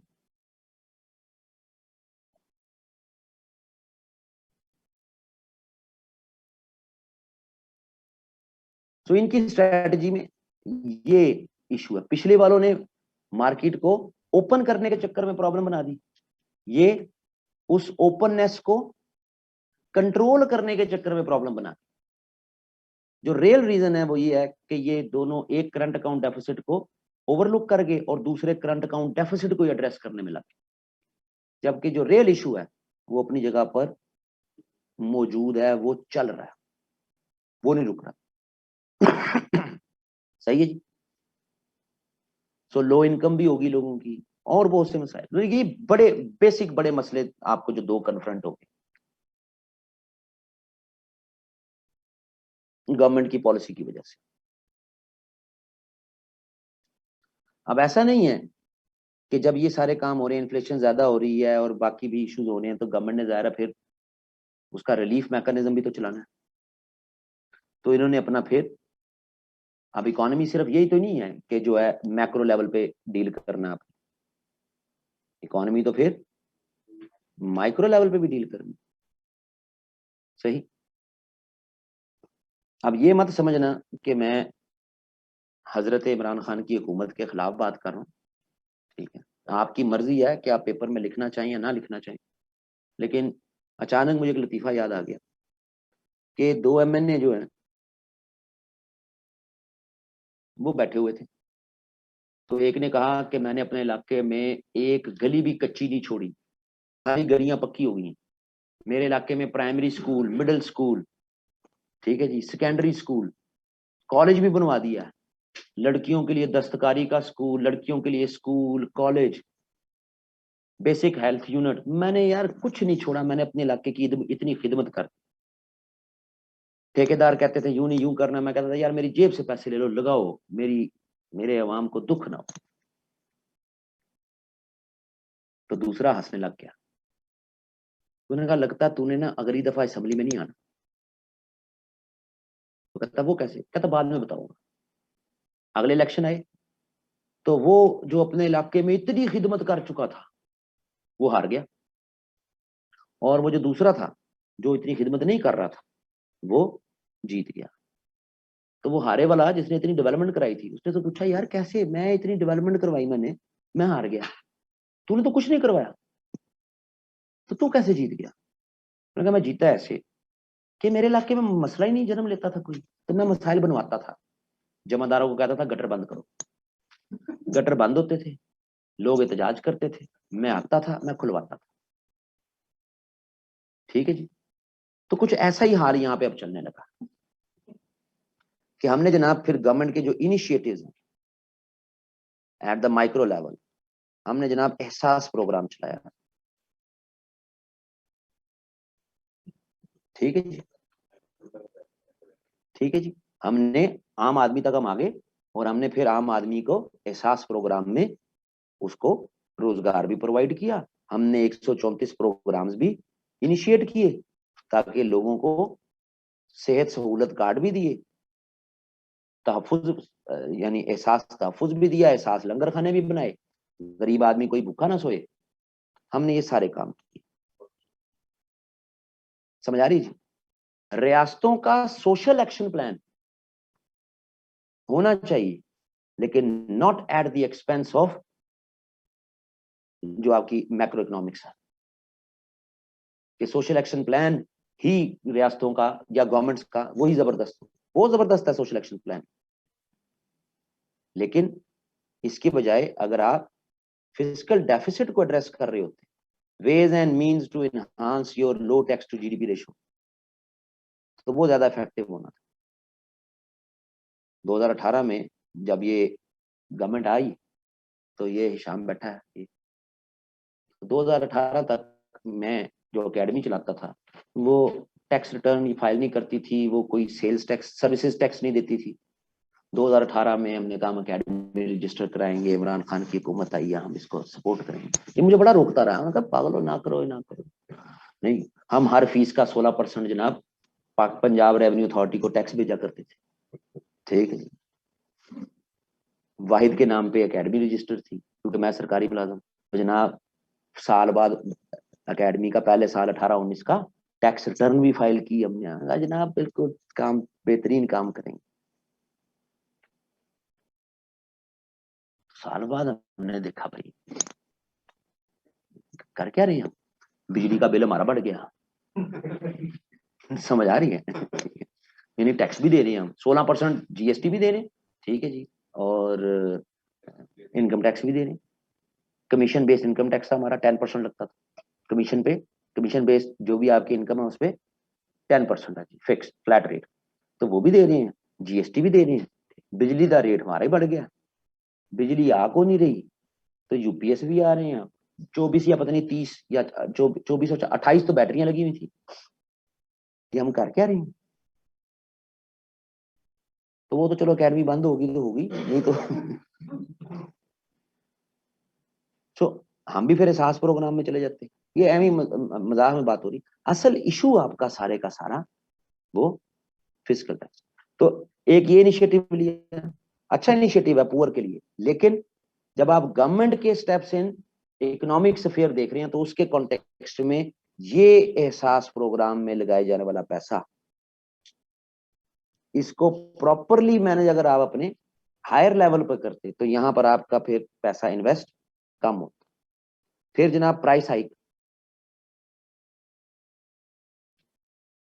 Smooth supply of commodities, smooth supply of commodities 21st century की जनाब, ये ध्यान में रखें। 21st सेंचुरी में आपकी 4 हुकूमतें हैं 21st सेंचुरी, चौथी हुकूमत है ना जी, एक पहले, उसके बाद दूसरी, उसके बाद तीसरी, उसके बाद चौथी, ये अब तीसरी हुकूमत, ठीक है, ऐसा ही है। तो जनाब स्मूथ जो आपकी सप्लाई ऑफ कमोडिटीज है, ये इस गवर्नमेंट का रेशो जो है वो पिछली 3 हुकूमतों से ज्यादा, यानी शॉर्टेज ऑफ कमोडिटीज नहीं है। पीपल्स पार्टी के दौर में, पेपर में ना लिखना, पीपल्स पार्टी के दौर में जो है प्याज खत्म हो गए थे, इंडिया से मंगवाने पड़े प्याज, टमाटर, आलू, यानी शॉर्टेज पड़ गई। तो आपकी पिछली प्रीवियस 3 गवर्नमेंट्स के मुकाबलों में इस गवर्नमेंट के 3 साल में ये जो स्मूथ सप्लाई ऑफ कमोडिटीज है, और इस पे प्रॉपर कमीशन रिपोर्ट्स हैं आपकी, commission report submitted to cabinet, ठीक है जी। अब चाहे वो वीट में हो कमीशन रिपोर्ट, वो चाहे शुगर की हो कमीशन रिपोर्ट, ठीक है जी, जितनी भी इस तरह की कमीशन रिपोर्ट्स हैं सब में ये कंसेंसस है कि भाई कोई शॉर्टेज ऑफ कमोडिटीज नहीं हुई। ये आपकी पिछली 3 हुकूमतों से बेहतर रहे हैं 3 साल, लेकिन फिर भी प्राइस हाइक डेवलप होती गई। इससे बहुत पहले पीपल्स पार्टी के टेन्योर में 10% तक आपकी जो है वो प्राइस, वो इन्फ्लेशन गई। उसके बाद बीच की गवर्नमेंट्स में हालांकि शॉर्टेज आइटम्स की हुई है, लेकिन इतनी ज्यादा इन्फ्लेशन नहीं गई, इस गवर्नमेंट में चली गई, टच कर गई 2019 के एंड में। तो वो क्यों कर गई? तो उसकी प्राइमरीली एक रीजन तो आपको वो में चीजें महंगी होनी शुरू, वहां से आई। दूसरा जो फिर इसकी जो है वो ये आपकी फिर नीचे ये क्या कहते हैं, एडमिनिस्ट्रेटिव चेक जो है, एडमिनिस्ट्रेटिव चेक,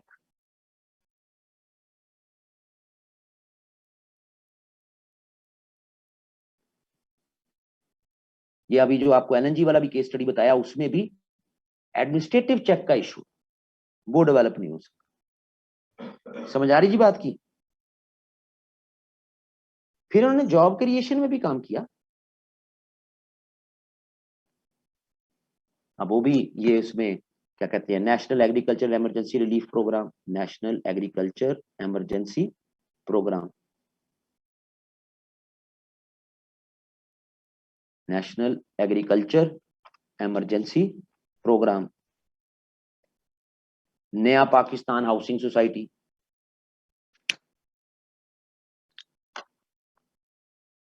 नया पाकिस्तान।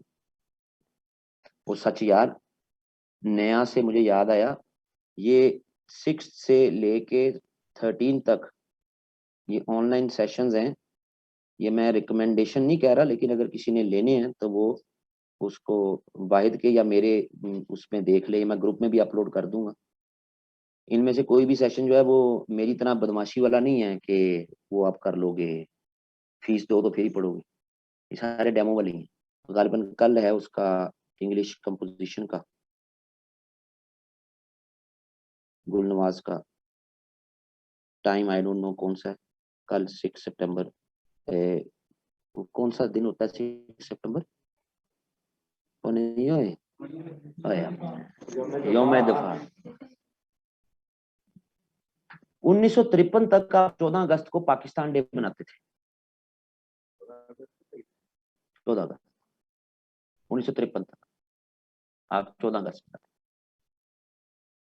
फिर इंडियंस ने 26 जनवरी को यौम जमहूरिया मनाना शुरू किया, तो आपने भी उसकी निस्बत से फिर 23 मार्च को यौम पाकिस्तान भेज दिया, और 14 अगस्त को आपने यौम आज़ादी मनाना शुरू कर। वरना आप यौम पाकिस्तान की छुट्टी होती थी 1953 तक, जो गजेटियर्स में वो इंडिपेंडेंस डे नहीं लिखा जाता, वो पाकिस्तान डे लिखा जाता। तो आपने फिर 1953 के बाद वो पाकिस्तान डे अलहदा कर दिया।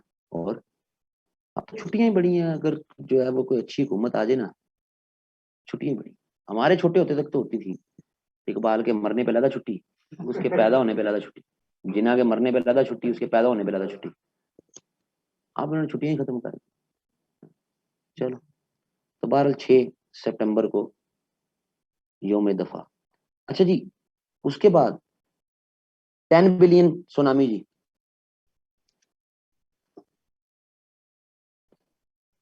ज़ाहिर है लोग तो एंगेज हुए ना, डेली बेसिस पे भी हुए, लेकिन लोग तो एंगेज हुए। लेकिन गिवन द कॉन्टेक्स्ट जो हमने पहले डेवलप किया है, ये तमाम इंटरम प्लान्स हैं, ये कंसिस्टेंसी के साथ चलने वाले प्लान्स नहीं है। जो असल प्लान है वो तो आपका सोल्यूशन ही क्या है कि how to address fiscal deficit. अब इसका ये मतलब नहीं है कि not to address current account deficit, लेकिन जिस रेवोल्यूशनरी स्टेप के साथ करंट अकाउंट डेफिसिट को डील करने चलेगी उसकी रिपरकेशंस आई। पिछली गवर्नमेंट करंट अकाउंट डेफिसिट को ओवरलुक कर गई, उसके रिपरकेशंस आए, और ये गवर्नमेंट करंट अकाउंट डेफिसिट को बड़ी तेजी से एड्रेस करने चली गई। गवर्नमेंट लेवल पर, रियासत की इकोनॉमी के लेवल पर आपकी पेस हमेशा रैशनली स्लो पेस होती है। सही।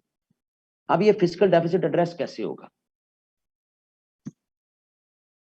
ये बहुत जरूरी है ये समझना। ये मिथ है जी, बहुत बड़ी मिथ है कि आप डिफेंस एक्सपेंडिचर्स को कट कर दें तो आप फिजिकल डेफिसिट एड्रेस कर जाएंगे। ये बहुत बड़ी मिथ है, अब इसको समझना बड़ा जरूरी है। इस फिजिकल इसको इसको मिथ को, आपके पास टोटल जो रेवेन्यू कलेक्ट हो रहा है, राउंड फिगर 4800 बिलियन रुपीस हुआ पिछले साल का। सही है।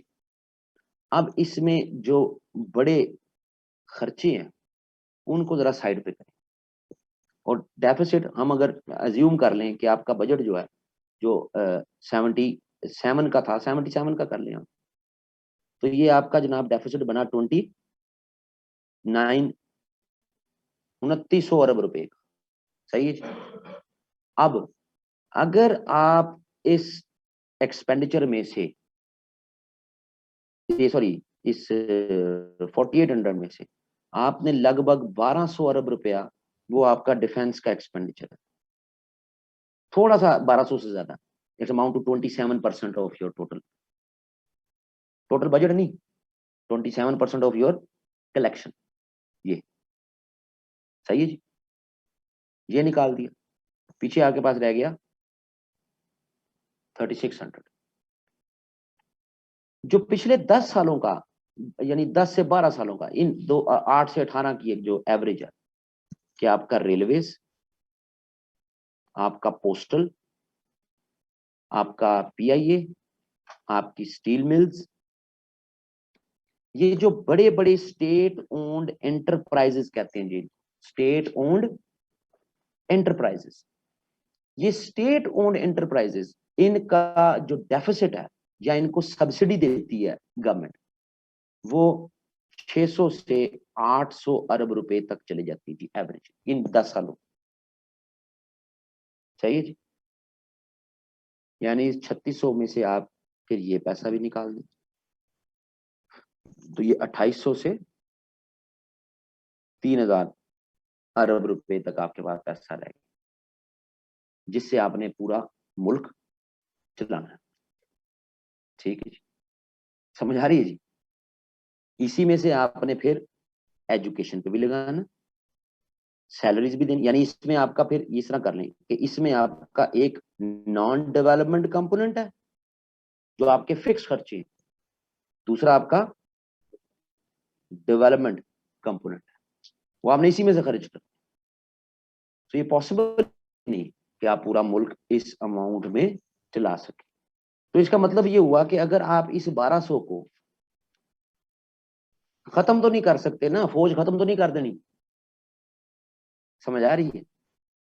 अगर आप इसको लेट अस अज्यूम 600 पे ले आए, सपोज बात कर रहे हैं, तो ये कितना हो जाएगा, वही 3600 आ जाएगा ना, ज्यादा से ज्यादा 3600 और कम से कम 3400, इससे आप मुल्क चला लेंगे।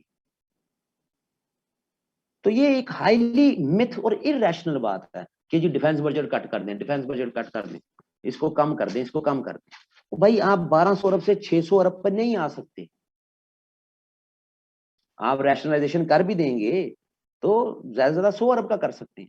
एक झटके में आप डिफेंस बजट कम करेंगे तो आप डिफेंस का भी वही हाल कर लेंगे जो आपने अपनी इकोनॉमी का कर लिया।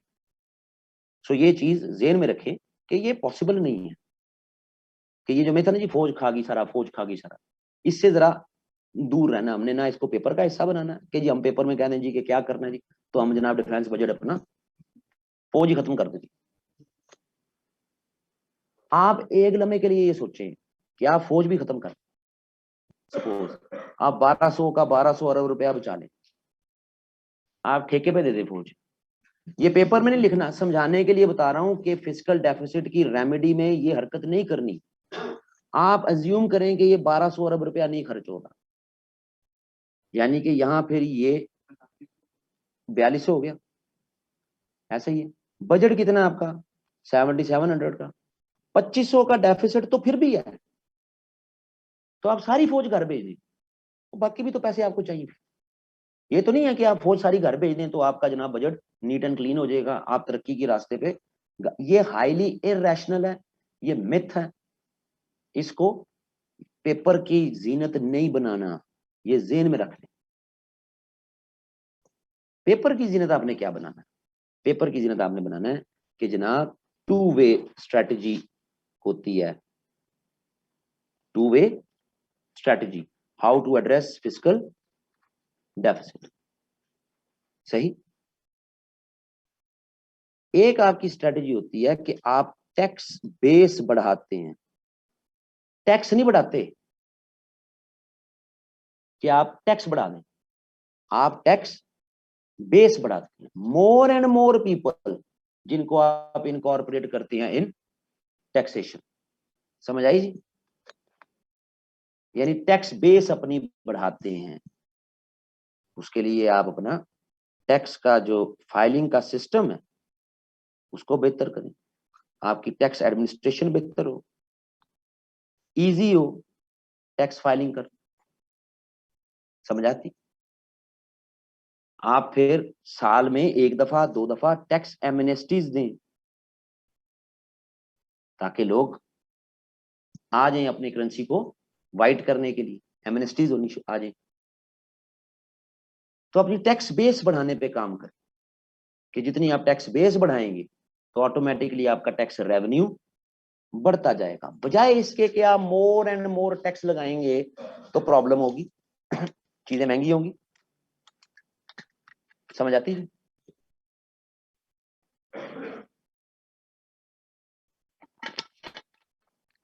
You have every potential to reach 800 billion PKR. ये आप किसी आईआरएस ऑफिसर के साथ बैठे ना, वो कहेगा नहीं नहीं नहीं ये मुमकिन ही नहीं, क्योंकि काम चोर है ना, कहना बस ये मुमकिन नहीं, इतने टारगेट फिर अचीव करने के लिए जोर लगाना पड़ेगा, उन्हें छापे मारने पड़ेंगे, नोटिस भेजने पड़ेंगे, उन पे जवाब लेने पड़ेंगे। ठीक, तो उन्हें मुमकिन ही नहीं है भाई, ये तो मिथ्या है, इतना जमा ही नहीं हो सकता। ठीक, एवरी पोटेंशियल आपके पास है कि आप मिनिमम 8000 तक का टैक्स कलेक्ट कर सकते हैं। यानी दुनिया पागल है ना कि वो 18% का डेवलपिंग कंट्रीज का थ्रेश होल्ड दुनिया ने बनाया है, तो दुनिया पागल है कि मिनिमम है कि आप ये भी नहीं अचीव कर सकते। यानी आप किसी आईआरएस के ऑफिसर के पास बैठ जाए और उसको कहें भाई जी ये पॉसिबल है, उन्होंने कहा नहीं नहीं भाई यार इकोनॉमी का हाल ही को नहीं है, को मसले को। हर एक के साथ जितने आईआरएस के ऑफिसर मैं जानता हूँ सबसे बात हुई मेरी, जितने मैक्सिमम, उन्होंने कहा यार इतने तो लोगों के पास है ही नहीं पैसे, यार लोग रो रहे हैं, नहीं है इतनी इकोनॉमी। 8000 अरब रुपए का मतलब क्या है शुरू में आ जाए जरा, ये नहीं, ये क्योंकि इकोनॉमी का प्रॉपर टॉपिक है, इसमें समझाने वाली चीजें ज्यादा है। यहाँ पे आए थे हम, किधर थे जी?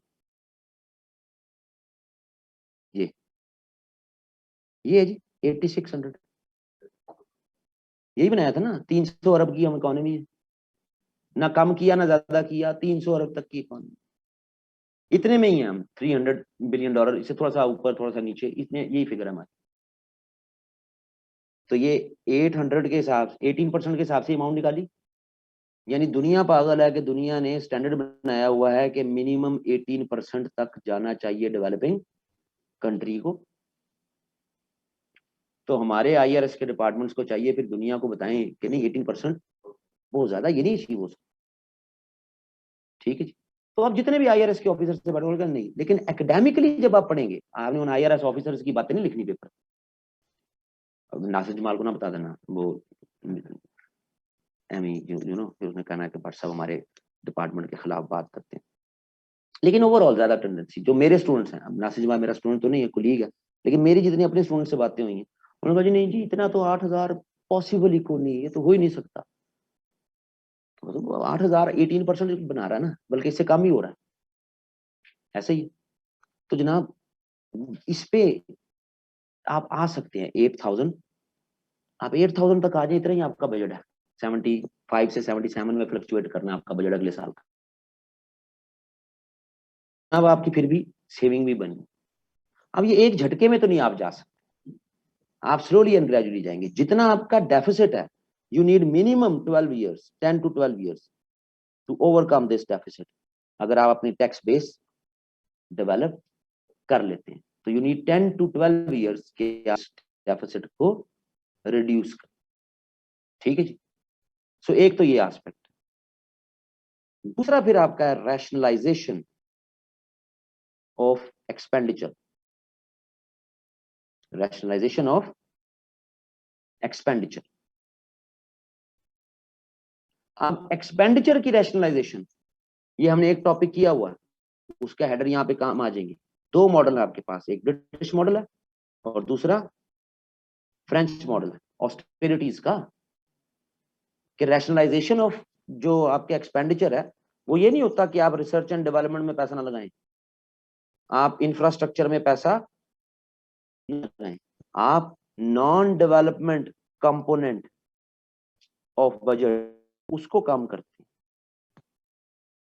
ये नहीं है कि आप रिसर्च एंड डेवलपमेंट और इंफ्रास्ट्रक्चर यानी कि development component of the budget जो है उसको कम कर जाते, तो आपको यहां काम करना पड़ेगा। सही है जी। सो इस गवर्नमेंट ने अपने इनिशियल ईयर में ये टफ डिसीजन लेने की कोशिश की भी थी। 2019 में 0% जनाब सैलरीज इंक्रीज हुई, नॉन डेवलपमेंट कंपोनेंट है बजट का।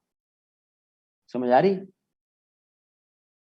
लेकिन प्रेशर नहीं ले सकी, पॉलिटिकल पार्टी है ना, तो जनाब फेडरल एम्प्लॉयज को और फिर उसके बाद सूबों में भी 25% इंक्रीज करनी पड़ेगी 2021। तो वो जो आपने जो स्ट्रैटेजी अडॉप्ट की थी वो सारी की सारी गटर में चलेगी। समझ आती जी? तो आपको रैशनलाइजेशन ऑफ एक्सपेंडिचर करना पड़ता है और इसके लिए पॉलिटिकल पार्टी को फिर प्रेशर लेना पड़ता है और पॉलिटिकल पार्टी अपने नेक्स्ट इलेक्शन को देख रही होती है। सो पाकिस्तान एक ऐसे दुराए पे है कि जहां पॉलिटिकल पार्टीज जब अपने नेक्स्ट इलेक्शन को देख रही है और लोगों में सिविक सेंस कोई नहीं है, टैक्स कल्चर डेवलप नहीं है। टैक्स कल्चर क्या है? टैक्स कल्चर ये है कि people feel proud to give tax and people एक दूसरे को वो देखें कि हाँ भाई तू टैक्स दे रहा है, तू नहीं दे रहा। टैक्स कल्चर एक एक प्रैक्टिस बन जाए, वो नहीं है, सिविक सेंस नहीं है लोगों में। People are not willing to pay tax but they want more salaries. सही है जी। तो ऐसे में फिर किसी भी पॉलिटिकल गवर्नमेंट को अपने नेक्स्ट इलेक्शन को भी सामने रखना पड़ता है, जिसकी वजह से वो फिर ये रैशनलाइजेशन ऑफ एक्सपेंडिचर अव्वल तो आती नहीं इस पे, और अगर आए भी तो यही होता है जो 2019 से 2021 में इस गवर्नमेंट के साथ हुआ कि 25% सैलरीज बढ़ानी पड़ गई। तो बात उधर ही आ गई, आप 2 सालों में 5-5% बढ़ा देते, 10-10% बढ़ा देते, तब भी 5% बच जाता। ऐसा हुआ ना, ये 21 के शुरू में ही इस्लामाबाद में लोग पहुंच गए, फिर लाहौर में बैठे रहे, पहले फेडरल की बढ़ी, फिर ये पंजाब वालों की बढ़ी, फिर केपी वालों की बढ़ी।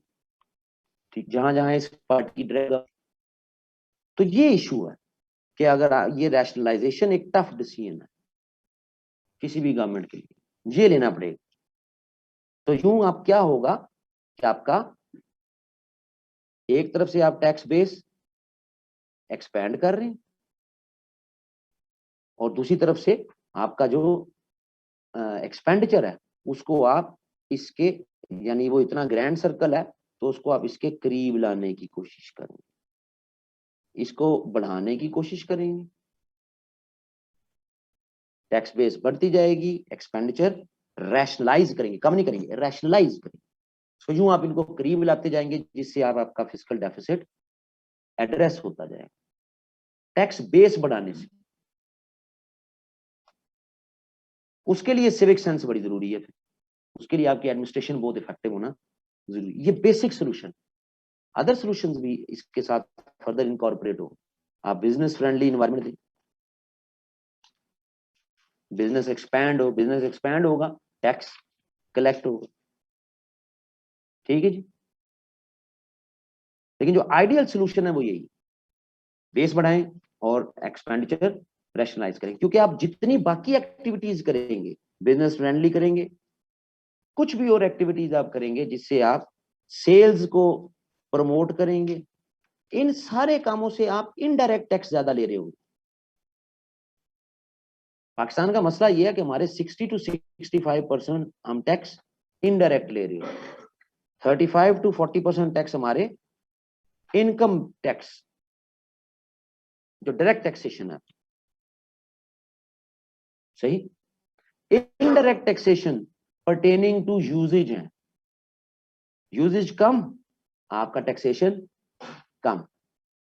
आइडियल इकोनॉमीज वही हैं जो अपने इनकम टैक्स को बढ़ाएं, अपने वेल्थ टैक्स को बढ़ाएं, और वो उसी वक्त बढ़ता है जब आप टैक्स बेस बढ़ाते हैं, more and more people filer होते हैं, सही, तब आपका ये बेस, वो इनकम टैक्स ज्यादा जनरेट हो रहा होता है।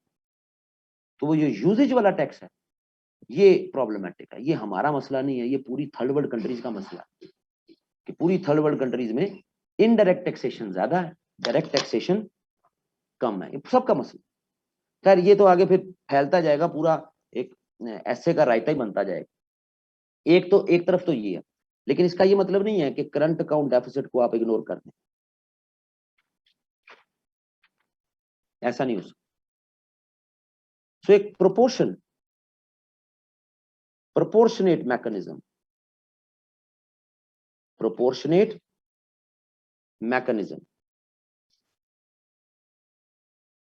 इंपोर्ट्स को कम होना चाहिए। एक आइडियल इकोनॉमी वही है जिसकी एक्सपोर्ट्स ज्यादा और इंपोर्ट्स कम,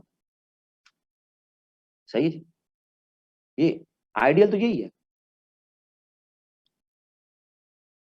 लेकिन आप इसको फॉरेन आइडियल तो नहीं स्टैब्लिश कर सकते, तो आपको फिर प्रोपोर्शनेट मैकेनिज्म की जरूरत। प्रोपोर्शनेट मैकेनिज्म जो है वो आप टारगेट ओरिएंटेड पॉलिसीज के जरिए, in a given fiscal year we will increase 20% exports,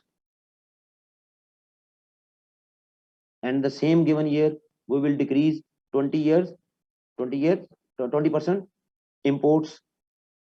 एक प्रोपोर्शनेट मैकेनिज्म में ऑपरेट कर, स्लोली एंड ग्रेजुअली, एक साथ नहीं डेवलप हो। अब वो आप उसमें प्राइमरी प्रोडक्ट्स की एक्सपोर्ट बनाएं, आप उसमें जनाब मैन्युफैक्चरिंग आइटम्स की बनाएं, आप अपने जो है वो टेक्सटाइल्स को कॉन्ट्रैक्ट्स लेके दें जीएसपी प्लस स्टेटस में या व्हाट्सएवर, वो जो भी आप कंड्यूसिव इन्वायरमेंट दे सकते, लेकिन एक प्रोपोर्शनेट मैकेनिज्म में चीजों को लेके चले। समझ आ रही है जी।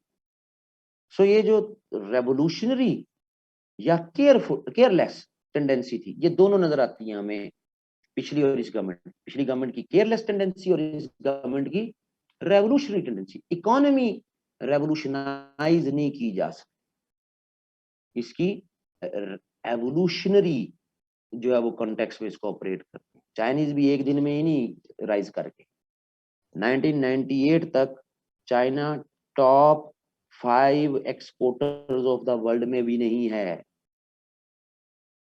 1998 तक।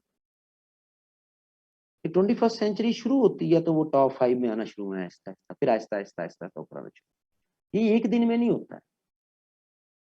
तो कलेक्टिवली आपको मिनिमम, अगर अभी से आप इस पे काम करते हैं तो 10 to 12 years यू रिक्वायर, कि जिसमें आप अपने फिजिकल डेफिसिट को इतना कर लेंगे जो मैनेजेबल हो और आपका करंट अकाउंट डेफिसिट भी इस तरीके से एड्रेस हो रहा हो कि आपकी मार्केट पर उसका का जो डेरोगेटरी कॉन्टेक्स्ट है वो अप्लाई ना हो रहा हो। तो यू नीड 10 to 12। तो एक आधी गवर्नमेंट पाकिस्तान की, एक आधी पॉलिटिकल पार्टी को उसके लिए सेक्रीफाइस करना पड़ेगा। समझ आ रही है? क्योंकि जब आप ये काम करने जाएंगे तो आप लोगों में पॉपुलैरिटी लूज करेंगे ही करेंगे। सही है जी? हर हाल वो होनी है लूज किसी ना किसी स्फीयर में। तो वो रिस्क किसी एक पार्टी को पाकिस्तान में लेना पड़ेगा। लेकिन पाकिस्तान के पास एवरी पोटेंशियल है कि हम अपना ट्रेड डेफिसिट और करंट अकाउंट डेफिसिट एड्रेस कर सकते। बाय 1970 तक हमने सिर्फ 450 मिलियन का IMF से लोन लिया है। सो हमने 24-25 साल ये भी तो मुल्क चलाया, यही लोग थे, इतनी टेक्नोलॉजी भी एडवांस नहीं थी। सही है जी? तो हमने मुल्क चलाया। सो पोटेंशियल है, बेस है, ऐसा नहीं है कि नहीं। सो अगर आपकी इकोनॉमी मिनिमम 800 PKR कर ले, जो कि 18% इजीली ये डेवलप किया जा सकता, और यू हैव एवरी पोटेंशियल कि एक इफेक्टिव एडमिनिस्ट्रेशन में आप 12,000 PKR तक टैक्स जनरेट कर सकते हैं। लेकिन ये वो स्टेज है कि जो इफेक्टिव टैक्स कल्चर की सूरत में ही डेवलप होगी, बट इट इज एक अचीवेबल टारगेट। तो इट इज हाईली एक्सपेक्टेड। इस करंट गवर्नमेंट ने इसको 5500 to 5600 अगले साल के लिए रखा है, 21-22 के लिए। तो वी आर वेरी होपफुल कि ये टारगेट अचीव हो जाएगा, क्योंकि FBR की अगर आप वेबसाइट पे जाएं तो आपके अभी तक के जितने फिजिकल ईयर के मंथ्स हैं उनकी कलेक्शन प्रीवियस ईयर के मंथ से बेहतर है, चाहे 1 मिलियन रुपीज ही ज्यादा। तो ये अच्छी नजर आ रही है टेंडेंसी। FBR की वेबसाइट पे आप चले जाइए, हर साल का आपको रिकॉर्ड मिल जाना, हर क्वार्टर का। तो इस वक्त का जो इस 21-22 का वो प्रीवियस 20-21 से बेहतर है। तो राइट समझ पे आप जा रहे हैं, बट आपको करंट अकाउंट डेफिसिट से थोड़ा सा अपनी जो है वो तवज्जो हटानी पड़ेगी। ये था जी जो आपने मैयर्स और उसके इकोनॉमी से रिलेटेड प्रॉपर उसी में रहते हुए इधर उधर नहीं भागना। वो इधर उधर भागना फिर उसको लगना गपशप हो रही है कि इसने वही 8-10 हेडर याद किए हुए हैं, absence of rule of law, absence of democracy, समझ आ रही है जी, लैक ऑफ गवर्नेंस। तो वो हर जगह नहीं लगा देने, वो एक आधा लगा दें तो ठीक है, नहीं तो उसको उसके प्रॉपर जार्गन के साथ ही जब जवाब मिल रहा होगा तो वो तब ज्यादा बेहतर रहेगा।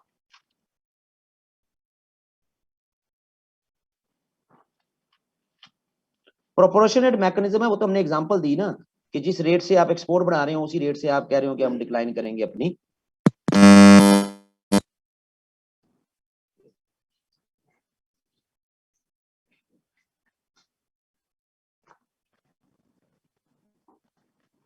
रैशनलाइजेशन ऑफ एक्सपेंडिचर, कि आप अपने नॉन जो डेवलपमेंट कंपोनेंट है उसमें ऑस्टेरिटी करें। नहीं, मैं तो आपको ऑप्टिमिस्टिक सोल्यूशन क्या करूं, अब ऑप्टिमिस्टिक सोल्यूशन आज नहीं था, नच के हम, मेरा ख्याल है ऑप्टिमिस्टिक ही था। अगर आपने तवज्जो दी हो धरी हो कि जनाब पिछले साल की निस्बत इस क्वार्टर के जो है वो कलेक्शन रेवेन्यू वो बेहतर है।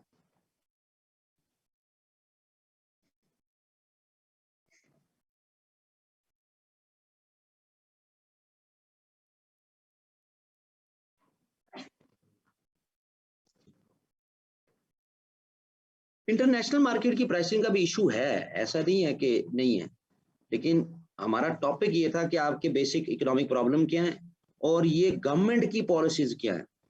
तो असल तो ज्यादा हमने टाइम लगाया गवर्नमेंट की पॉलिसीज पे।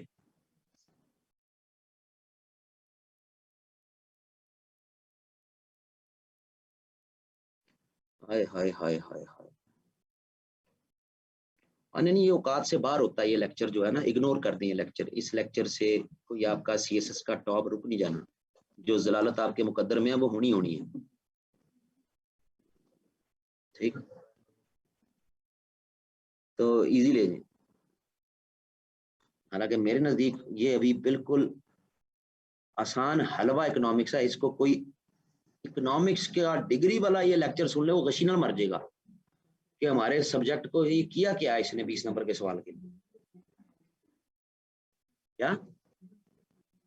हाँ, इससे आसान समझा सकता है वो तो। तो फिर हाँ, तो फिर मैं तो अब जाहिर है वो 20 नंबर का ले मैन अप्रोच में, आम बच्चे की अप्रोच में लाके समझाना है ना, कि जो वहां वो लिख ले और जो वो बोल सके इंटरव्यू, बेसिक यही है। सोर्स में है भाई, मैं इकोनॉमिक सर्वे ऑफ पाकिस्तान और एफबीआर की वेबसाइट है, आपको पहले बता दिया होगा कि मैं ऑफिशियल रिकॉर्ड से बाहर जाता ही नहीं डोमेस्टिक में, जब जाऊंगा बता दूंगा।